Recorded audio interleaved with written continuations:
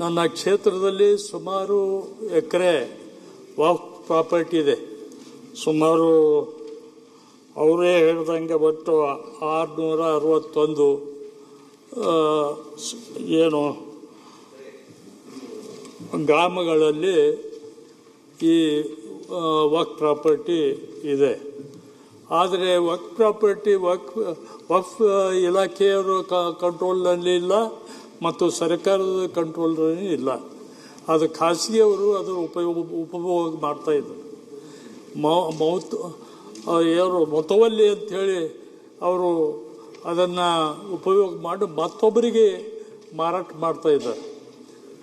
ಅದಕ್ಕೆ ನಿಯಂತ್ರಣ ಎಷ್ಟೋ ಸರ್ಕಾರಿ ಕಟ್ಟಡಗಳು ವಕ್ಫ್ ಪ್ರಾಪರ್ಟಿಯಲ್ಲಿ ಬರ್ತಾ ಇದ್ದಾವೆ. ಈಗ ಮತ್ತೆ ಅದಕ್ಕೆ ತೆರವುಗೊಳಿಸಿ ಕಟ್ಟಬೇಕಾದರೂ ಕೂಡ ನಮಗೆ ಪರ್ಮಿಷನ್ ಸಿಗ್ತಾ ಇಲ್ಲ. ಅದಕ್ಕೆ ಅದು ಏನಾದರೂ ಒಂದು ಇತ್ಯರ್ಥ ಮಾಡಬೇಕು. ಯಾಕಂದರೆ ನಮ್ಮ ಅಫ್ಜಲ್ಪುರ್ ಟೌನ್ ಸುತ್ತಲೂ ಎಲ್ಲ ವಕ್ಫ್ ಪ್ರಾಪರ್ಟಿ ಅಂತ ಬರ್ತಾ ಇದೆ. ಅಲ್ಲಿ ಏನೂ ಕಾರ್ಯಕ್ರಮ ತೆಗೆದುಕೊಳ್ಳುವ ಪರಿಸ್ಥಿತಿಯಲ್ಲಿ ನಾವಿಲ್ಲ. ಸರ್ಕಾರದ ಎಷ್ಟೋ ಕಟ್ಟಡಗಳು ಬಂದರೂ ಕೂಡ ನಾವು ಖಾಸಗಿ ಜಮೀನಿಗೆ ಹೋಗಬೇಕಾಗುತ್ತದೆ ಖರೀದಿ ಮಾಡಲಿಕ್ಕೆ. ಅದಕ್ಕಾಗಿ ದಯವಿಟ್ಟು ಈ ಸಮಸ್ಯೆಯನ್ನು ಬಗೆಹರಿಸಬೇಕು ಅಂತೇಳಿ ನಾವು ಮಾನ್ಯ ವಕ್ಫ್ ಮತ್ತು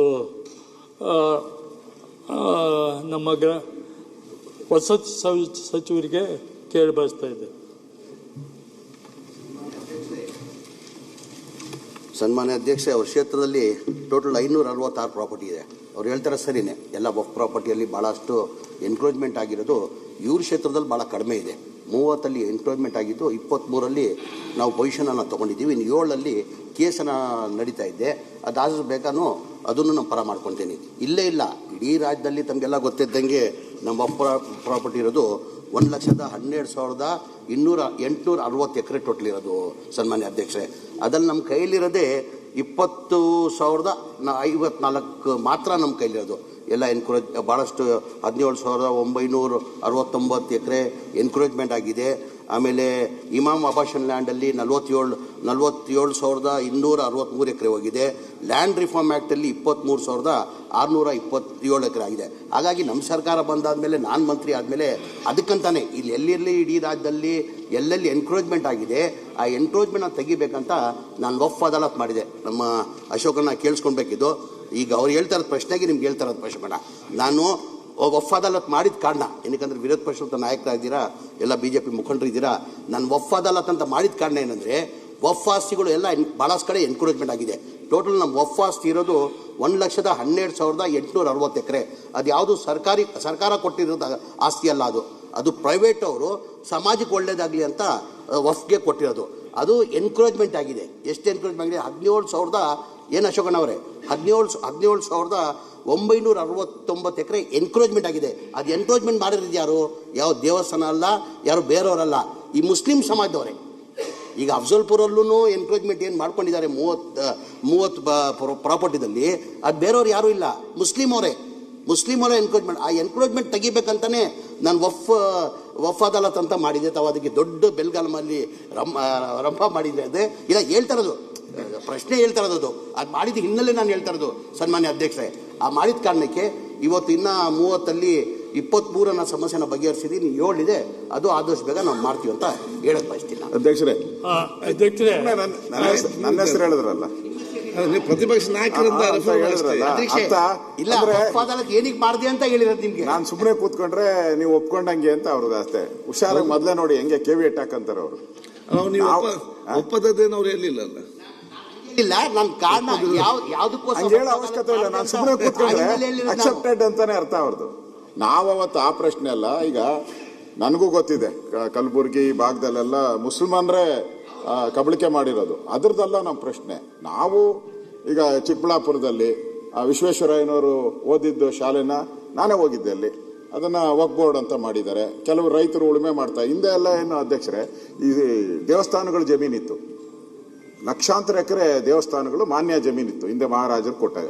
ಅದೇನು ಮಾತ್ರ ಉಳುಮೆ ಮಾಡ್ತಾ ಇದ್ರು, ಉಳುಮೆವನಿಗೆ ಭೂಮಿ ಅಂತ ಕೊಟ್ಬಿಟ್ರಿ.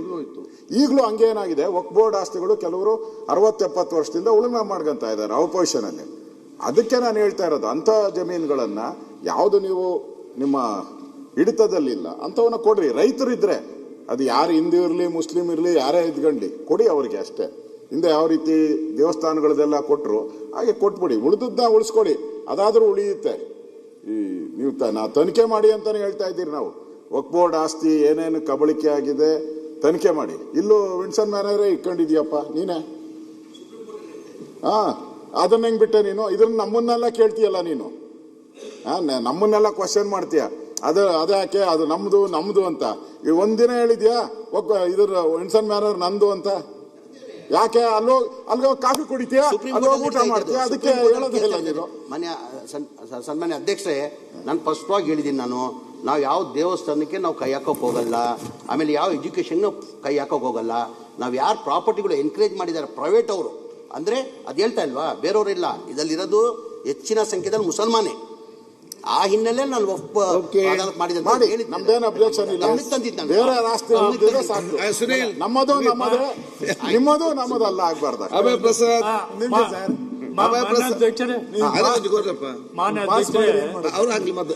ಈಗ ಸರ್ಕಾರಿ ಬಿಲ್ಡಿಂಗ್ ಪ್ರಾಪರ್ಟಿ ಅಂತ ಬರ್ತಾ ಇದೆ, ಅದಕ್ಕೇನು ಕ್ರಮ ತಗೋತೀರಿ? ಅಲ್ಲಿ ಡೆವಲಪ್ಮೆಂಟ್ ಮಾಡೋಕ್ಕೆ ಸಾಧ್ಯನೇ ಆಗ್ತಾ ಇಲ್ಲ.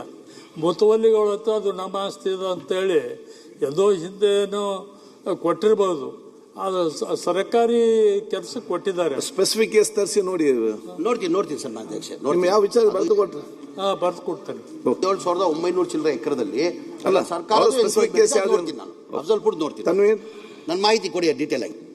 ಮಾನ್ಯ ಸಭಾಧ್ಯಕ್ಷರೇ, ಸಚಿವರು ಹೇಳ್ದಂಗೆ ಇದು ಇನಾಮ್ ಅಬಾಲಿಷನ್ ಆಕ್ಟ್ ಮತ್ತು ಧಾರ್ಮಿಕ ಇನಾಮ್ ಅಬಾಲಿಷನ್ ಆಕ್ಟ್ 1955 ಮತ್ತು 1977 ಬಂದ ಮೇಲೆ ಎಲ್ಲ ಇನಾಮ್ನಲ್ಲಿ ಕೊಟ್ಟಂತ ಹಂಚಿಕೆ ಆದಂಥ ಜಮೀನು ಇದು ಸರ್ಕಾರ ಅಂತ ಮಾಡ್ಕೊಂತು.